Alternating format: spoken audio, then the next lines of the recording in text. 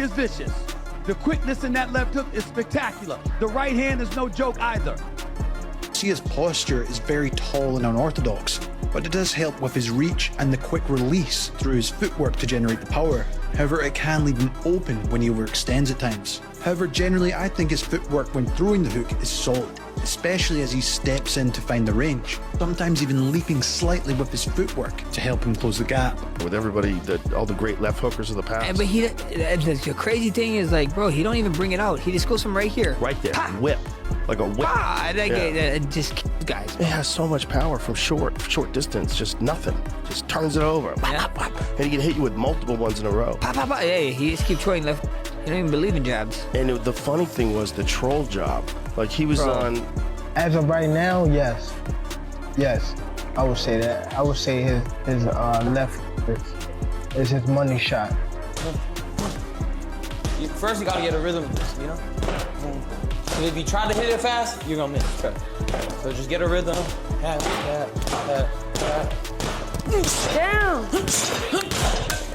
Down! Ah! I got somebody you can beat up.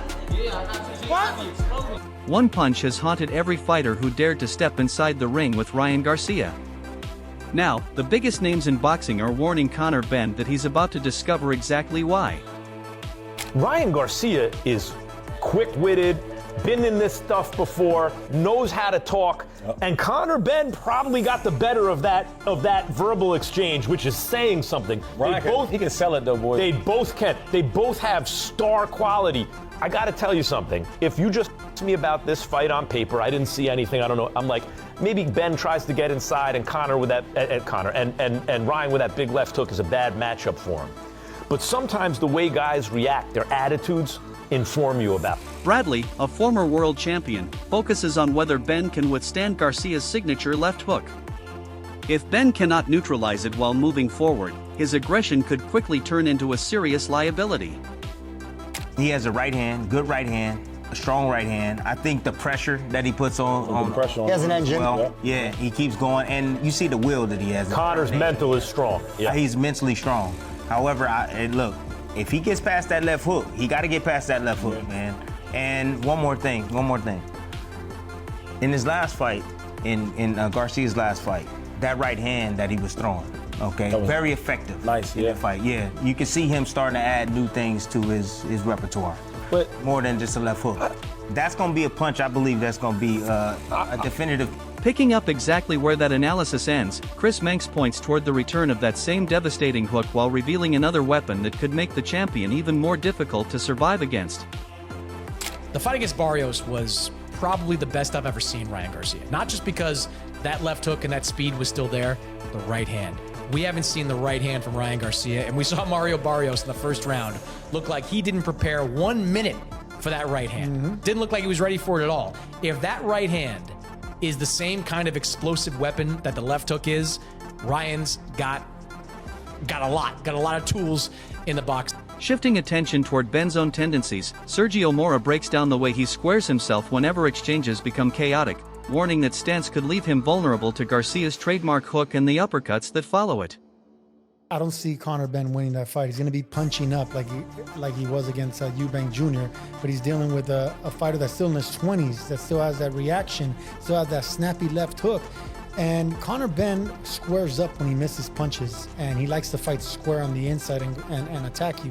That's a recipe for disaster with a guy that's his favorite punch is a left hook, and he picks you up with uppercuts. Supporting that same assessment, Kell Brook, a fighter who has shared the ring with elite-level punchers, emphasizes the incredible velocity behind Garcia's offense and identifies the hook as his defining weapon. A combination that could change the fight before Benn even gets time to react. I think he's the quickest fighter pound for pound in the world right now. Yeah. I don't even think anyone's remotely close to him. Pound for pound to speed. I haven't seen speed like him since Amir. Yeah. Amir's the quickest I've ever seen. Up close on, I've trained alongside him for GP. You can't. It's and four punches, but yeah, like it's blind and speed. Like you've never seen speed like it. With Garcia, it's the left hook that's the real power shot. Echoing that same warning, George Groves cautions that the lightning-fast hook remains one of Garcia's most devastating weapons, with one perfectly timed connection capable of completely changing the fight in an instant. But yeah, you're always looking for that left hook, that fast left hook that comes and it does such devastating damage. But I don't know if he hurt his left hand in camp, and now he's been throwing a lot more right hands. He's figured out, oh, do you know what? My right hand ain't too bad either. Credit to Barrios for lasting the distance, I suppose, because after that first round, you think. Taking the analysis even further, Carl Frock, a former world champion recognized for analyzing elite punchers, identifies the hook as the punch capable of stopping opponents outright while questioning whether Garcia may have damaged his own hand while using it. An uncertainty that creates another layer of danger for anyone stepping inside against him.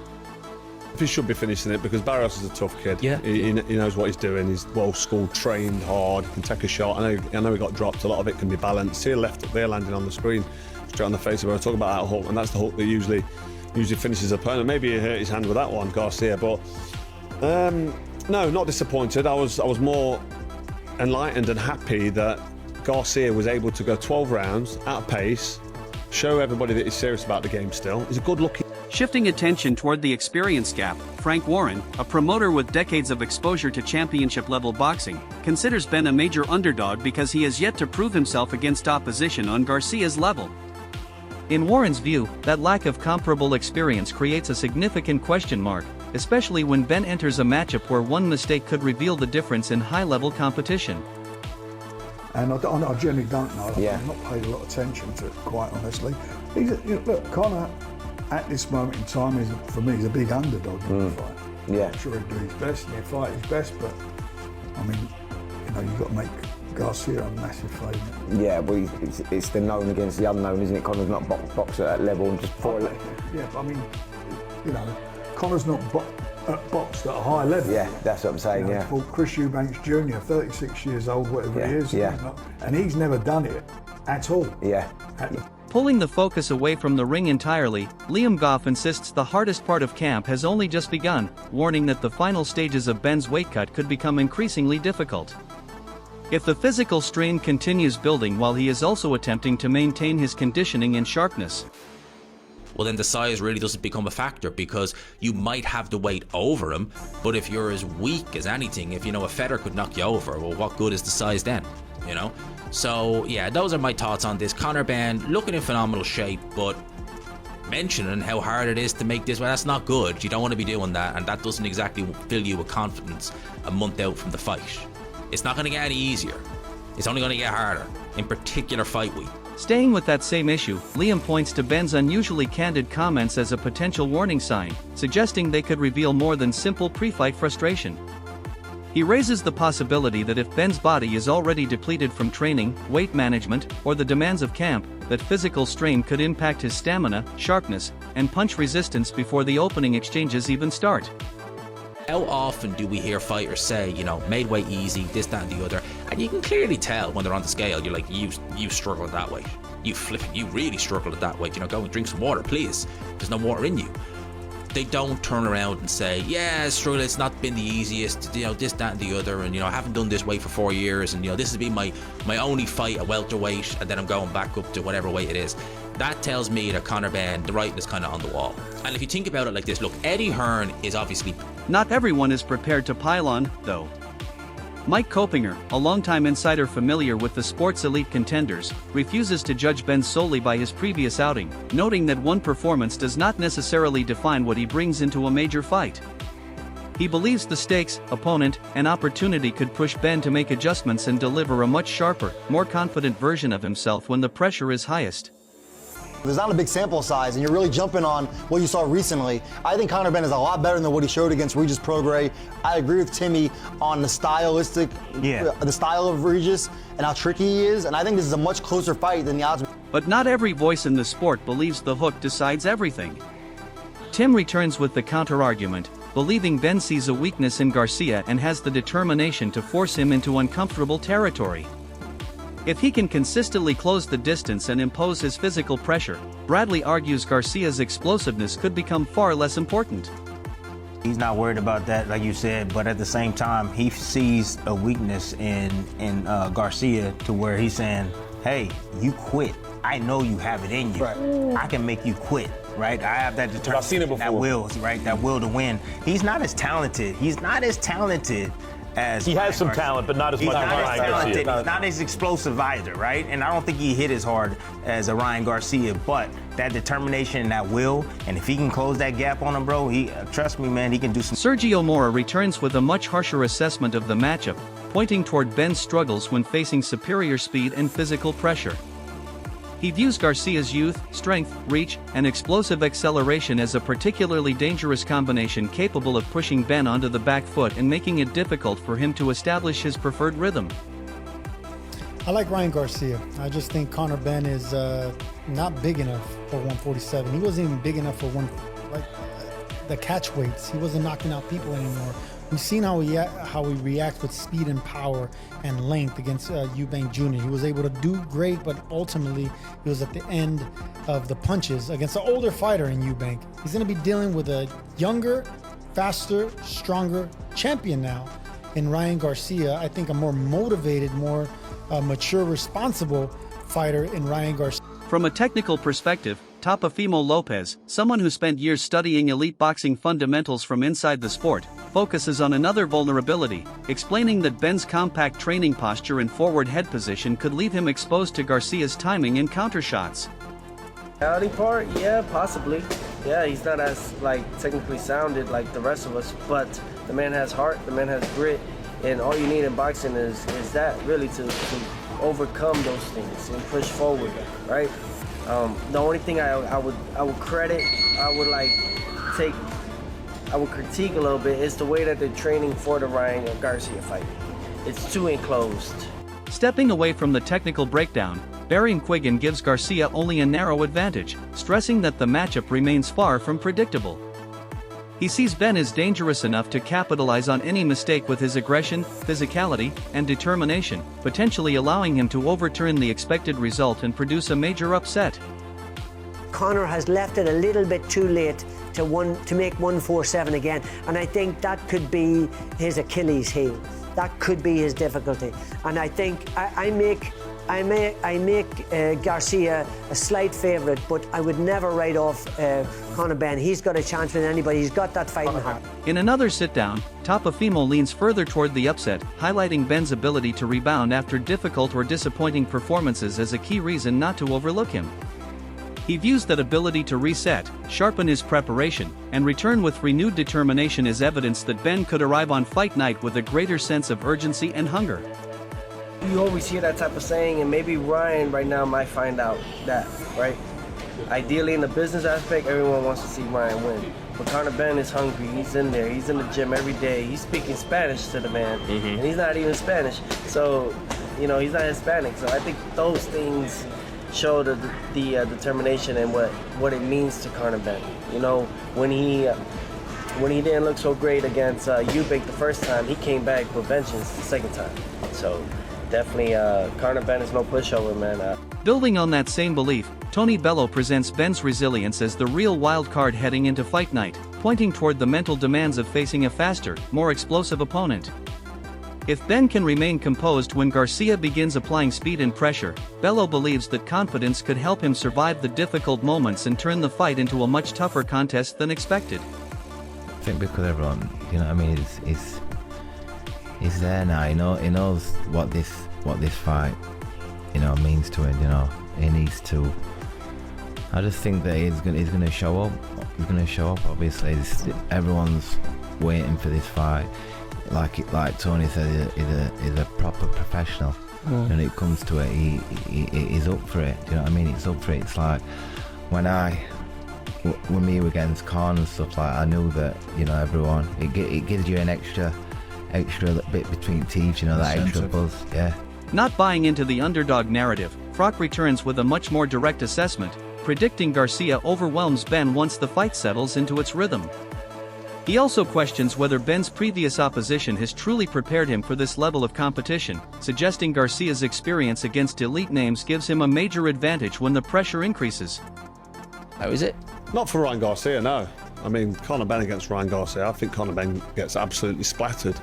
I've got to be honest, I don't think he's got a chance. He's not there yet, and I've said it before, and he gets the ump with me for saying it. But who's he beat? What's he done? Who's his biggest win? Chris Eubank. You can't say it's a big win. This guy finished Eubank years ago, and Eubank's lost a couple of fights. He got battered by Liam Smith, and that's a level. It's like, what's Eubank done to warrant Conor Benn saying, I'm ready for world titles like this against this guy? I know he's just now become a new world champion, and it'd be a good fight, but for me, I just think Ryan Garcia. Offering a completely different perspective, Frank Smith, who has closely followed Benn's professional journey, recognizes how dramatically this matchup could transform his career. With the WBC dream still serving as a major motivation, Smith sees Benn entering the fight with something bigger than simply victory at stake, giving him an additional layer of motivation to prove he belongs at the highest level. He's been in terms of levels, but you know, I can't write Conor off. I'm not going to sit here and write him off in that fight, because he's going to go out there. This changes his life. He's had a dream to become the WBC world champion. I'd anticipate that belt is on the line, unless there's any differences with Zuf. Frank Warren returns to emphasize that point, recalling when he first recognized this matchup as a major opportunity because Garcia and Benn bring completely different personalities, styles, and fan bases into the fight. Their contrasting identities create a rivalry that extends beyond the ring. While their international popularity gives the matchup the kind of global attention that can transform a single night into a major event. Yeah, I said it publicly before. You know, it was a huge fight. I said it. The build-up for it will be massive. It's two big characters in Conor Benn and Ryan Garcia. You know, from the UK, US coming together. I guess they do it in the US, in Vegas probably. So yeah, of course, if we were still promoting Conor Benn, of course that would be a fight that we would. Rounding out the argument for Benn, Tony Sims, who has guided him through major challenges and understands the mentality of entering a fight as the underdog, sees the British fighter capable of producing the type of career-defining upset that changes everything in one night. With Garcia entering as the more heavily supported name, Sims believes Benn could embrace the pressure, silence the doubters, and transform a hostile environment into the stage for his biggest victory yet. Yeah, obviously, like you say, it's a massive fight. Conor Benn, Ryan Garcia, and obviously, Conor's going to be a big underdog in the fight. I see it as like when Honeyghan went over and fought Don Curry. Yeah. You know, Honeyghan was a big underdog in that fight, and you know, he won against all odds. And I feel like I believe in Conor Benn, and I believe that he's going to do the same thing. He's going to go over there and win the fight. But answer to your question, yeah, it's great to be involved in these big fights, and you know, there'll be a lot of people tuning into this fight all around the world. Sims closes with the strongest version of that argument, predicting Benn's physical strength and pressure could become a genuine problem for Garcia once the two begin exchanging at close range. In that scenario, Garcia could be forced into exchanges where Benn's size, strength, and ability to absorb pressure reduce the effectiveness of Garcia's speed, explosiveness, and quick combinations. He's just blown up lightweight, really. You know, he was talking about going back down to 140 before this fight come about. So I just don't really see him hurting him or stopping him. You know, my opinion is that I think Conor Benn would be too strong for him. I mean, the last fight we had against Prograis, he had 6 weeks. He literally had 6 weeks notice on that fight. Garcia's left hook has fighters, analysts, and legends all preparing for the same outcome. But Benn's speed, strength, and resilience have just as many believers refusing to count him out. Whether it's power or pace that ultimately wins, boxing has never followed the script. September will tell us whose. Thanks for watching Boxing World TV Boxing Glove. Don't forget to like, comment, and subscribe for more non-stop boxing action, fight highlights, and champion moments every week.